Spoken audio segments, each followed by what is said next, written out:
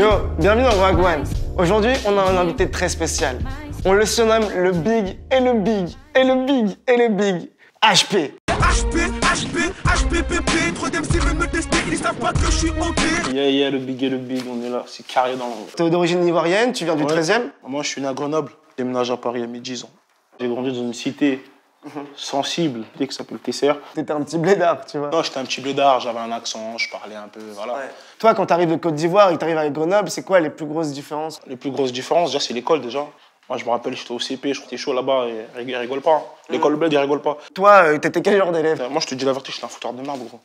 Mais je le regrette, parce que tu me cassais les couilles. Ah, gros, je te pétais ta gueule. Moi, ma mère, on a souffert. Hein. Moi, j'ai été viré de 3-4 collèges. Dans tes textes, tu parles beaucoup de ta mère. J'ai grandi avec ma mère, moi. Mon père, elle laisse tomber. Elle m'a bien éduqué, cousin. Elle m'a appris le respect. Et je suis parti de chez moi vite aussi. J'habite dans le 13e arrondissement. Moi, mon quartier s'appelle Le Passage. Quand j'avais 14 ans, dans la journée, j'étais avec mes potes. Et le soir, j'étais avec les plus grands que moi, en fait. J'étais posé dans les apparts, on chillait. Ils faisaient leur business. Ils faisaient de l'argent. Okay. Moi, j'en voulais de l'argent. Pour de vrai, depuis que je suis petit, moi, je veux que du gain. Pour moi, ça, c'était positif. Mais les trucs de business, tu vois, je pense que ça m'a un peu niqué sur certains trucs. Quand tu as commencé à écrire tes textes, de quoi tu voulais parler? Quand j'écrivais mes premiers textes, je voulais que tout le quartier écoute mes textes. On fait un concert qui est plein de meufs. Le premier album de rap que j'ai écouté, c'est Chronique 2001. Parce que moi, tu vois, j'ai des grands cousins, tu vois, je me rappelle avant, ils se faisaient des tresses, ils se mettaient en dickies, ils se prenaient pour Snoop Dogg, ils s'habillaient en bleu. La cité où j'habitais, tu vois, c'est vraiment une cité, tu vois, c'était familial, tu vois. C'est-à-dire que les gens, ils mettaient du Snoop, décapotable, tu vois, ouais. À fond, tout le monde, il est posé au quartier, il y a les chiens, ça joue au dé. Je sais qu'aussi, t'as kiffé sur autre chose, c'est Pink. Comment tu sais ça? Je fais mon travail, frérot. Ouais. C'est un son de ouf, ça. C'est quoi les premiers films que t'as regardés qui t'ont choqué? C'est des sketchs du bled, hein, tu vois, des goûts, des trucs. J'ai rencontré Josiane toute fâchée tout à l'heure. Celle-là, Josiane, ça te laisse faire les préservatifs? L'Ivoirien, hein? Il est fier, il est sûr de lui. On a un langage qui s'appelle le nouchi, tu vois, c'est un peu l'argot, tu vois. Et le nouchi qui s'est aussi importé en France. Tu vois, juste le fait de dire même un truc... la chouin, tu vois. Ouais, chouin, et puis même, j'ai eu la chance de rencontrer les Magic System, grand groupe ivoirien, et surtout, ils m'ont dit que les Ivoiriens, ils avaient l'ambiance facile. T'as pas besoin d'être en boîte pour t'amuser aussi, là-bas, tu vois. Là-bas, t'es dehors, t'as vu, 3 chaises, lui, il est là, il joue un peu un truc, l'autre, il chante, l'autre, il va le suivre, il va rentrer dans le délire, ils vont s'ambiancer. Un peu de Chapalo dans l'histoire. Voilà. Même pas besoin, je te jure. Chapalo, c'est la bière ivoirienne, c'est bien ça. C'est la bière 2000, ça, c'est les trucs qu'on voit au village, tu sais, ils sont défoncés. C'était quoi tes premiers souvenirs de rap? Premier clip qui m'a choqué, franchement, sur MTV, que je l'ai vu, j'ai dit, c'est qui cet enculé, là? C'est qui cet enfoiré? Putain, il a trop de style. Tu sais, c'était qui? 50 Cent in the Club. Go, go, go, go, go, go. En vrai, quand je te parlais des grands, c'est que même moi, quand je les voyais en restant, en vrai. Ouais. Tu vois, je disais, ah ouais, il rappe, tout ça, tu vois. J'étais, comme on dit chez nous en Côte d'Ivoire, c'était un gaou. T'es quoi un gaou? Comme ils disent au bled, tu vois, c'est un peu les villageois, les mecs qui connaissent pas, tu vois. Par exemple, ils voient un escalator, ils savent pas c'est quoi, c'est un gaou. En fait, j'étais un gaou, tu vois pas. Non, je rigole. Ah, mais c'était lourd ce qu'il faisait, tu vois. Ben, Loca, un de mes potos, je vais chez lui, tout ça, je vois, il écrit, il met une instru, ça, je me rappelle, à l'époque, c'était magnétophone. T'appuies avec son magnétophone et ça enregistrait tout, en fait.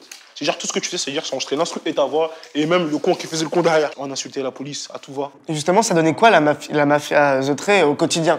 Tous les jours, on est au quartier, ça met une instru, ça freestyle. On avait une petite gimmick. Mets du sang, il y aura du sang. Mets du sang, il y aura du sang. Mets du sang, il y aura du sang. Mets du sang, il y aura du sang, man. Votre premier concert avec la MZ au Bateau Phare? On a gagné le concours pour les jeunes talents. On avait peut-être 17 ans. Pour nous, c'était le top. Hein. Il y avait du monde, vraiment. Il y a le maire du 13e, il était là. Koumé. Il fallait bouger. Je dis, ah ouais, on sait faire ça. Toi, dans ta tête, à quoi tu pensais avant de monter sur scène? On était déjà, mets du sang, il y aura du sang, toujours, dans les loges. L'autre, ça se trouve, il avait son bédo, l'autre, il avait son flash. On avait 17 ans, on commençait à boire, un truc. Le stress, on connaissait pas ça. On va venir, on a tout baisé, on est venu, on a tout baisé. Juste après le concert, après on a sorti notre première mixtape, elle s'appelait Avant la majorité. Il y avait les aléas de la vie, l'autre, il fallait qu'il fasse ses housses, l'autre, il rentre trop tard, l'autre, ci, l'autre, ça. L'autre, il veut plus trop rapper. On fait quand même une autre mixtape, la maison de musique volume 1. Les maisons de disques, elles nous voilà, c'est bien, c'est un bon début. Nous, dans notre tête, il y a des maisons de disques nouveaux, on est content, lourd, ouais, feu, on va faire feu, lourd.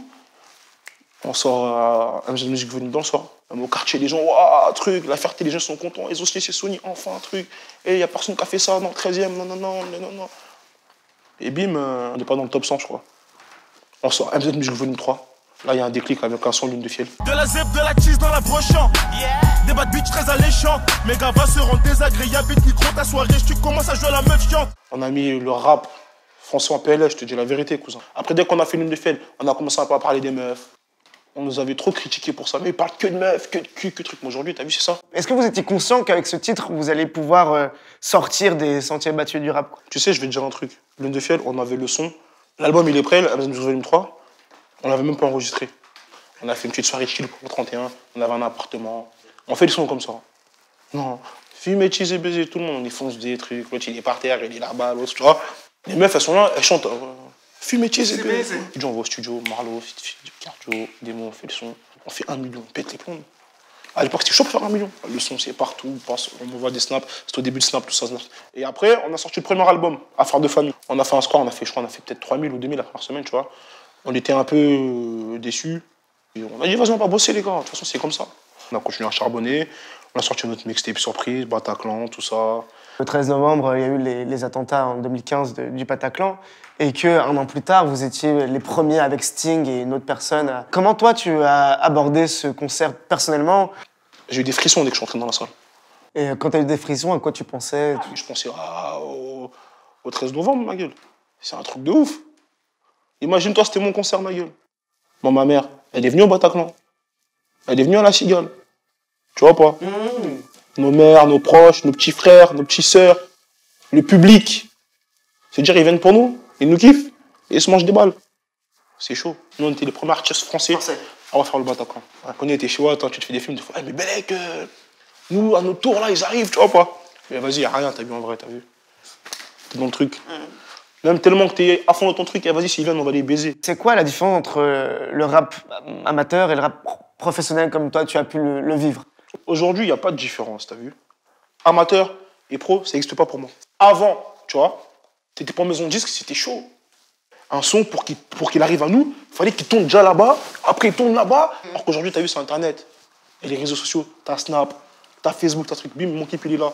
Moi, j'aime beaucoup Snap. C'est qu'il y a des gens, t'as vu, tu les appelles et ils te répondent pas.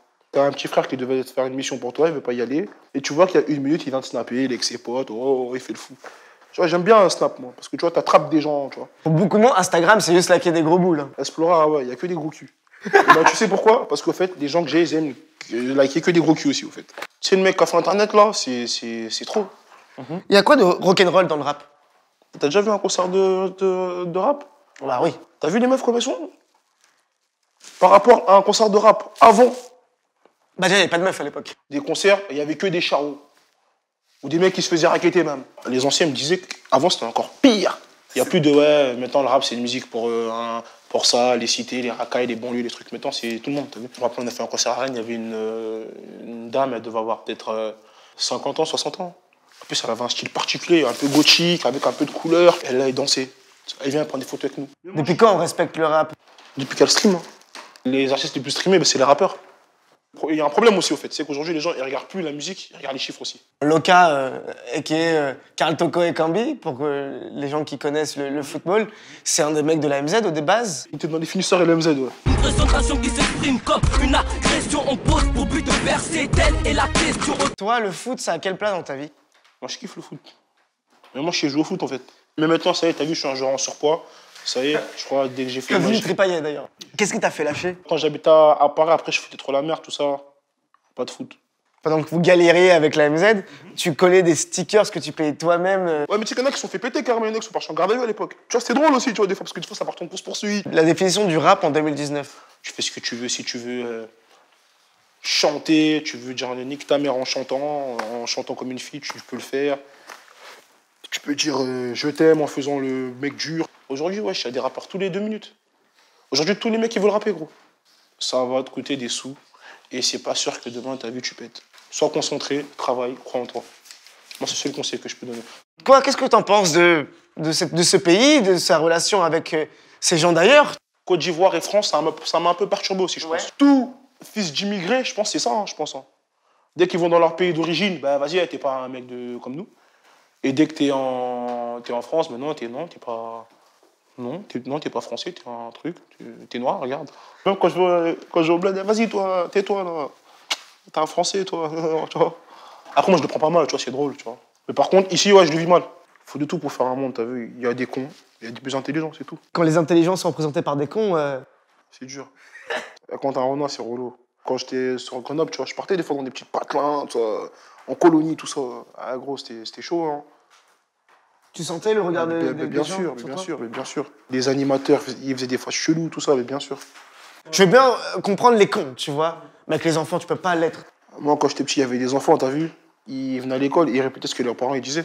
C'est-à-dire que des fois, il y a les parents aussi qui font un travail aussi, je pense. Tu vas dans les petits patelins, tu rentres dans un bureau de tabac, dans un truc, c'est chaud, mon gars. Le mec, il veut pas te servir. Tu demandes un paquet de clopes, le mec, il te donne hop. Ou il dit, il en a pas. Tu regardes derrière, c'est blindé le paquet de clopes.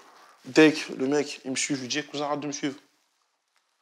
T'as vu, tu crois que je vais voler, je sors ma liasse, arrête tes conneries. Quand j'avais peut-être 12-13 ans, il avait peut-être raison de me suivre, peut-être, tu vois. Des fois, il y a même des mecs comme moi, des Renois, tu vois. Ils me suivent, je dis, tonton, arrête tes conneries, là. Tu crois que j'ai quel âge? Je crois que je suis un enfant, quoi. Je me rappelle, j'étais petit peu, hein. J'étais accompagné, mon grand ref, il est parti faire un test de football à Amiens. J'étais avec un oncle. On cherchait une chambre après pour dormir, tu vois. Tous les hôtels, il n'y a pas de place. Mon oncle, il trouve un truc, il dit, attends, je vais appeler. Il appelle, voilà, on vient de Paris, ouais, ok, on réserve la chambre, on y va. Il n'y a pas de place. On dit, sinon, on vous a appelé, ben, vous vous êtes trompé.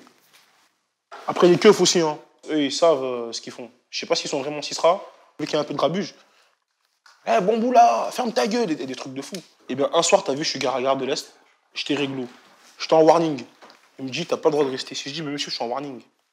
Il me dit, ouais, mais tu restes en warning, c'est combien de temps? Je dis, non, 2 minutes, mon pote, il arrive.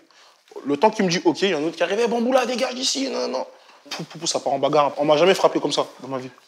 Ils m'ont menotté, ils m'ont mis des coups de matraque dans mes coups, dans mon ventre. Et j'ai pris 1 mois pour ça. Pour finir, est-ce qu'il y a des choses qu'on n'a pas abordées, que tu veux aborder tout de suite? Ouais, rock'n'roll. Rock'n'roll. Merci de nous avoir suivis, merci à l'équipe. On se retrouve très bientôt, les petits potes, et puis portez-vous bien, c'est le plus important.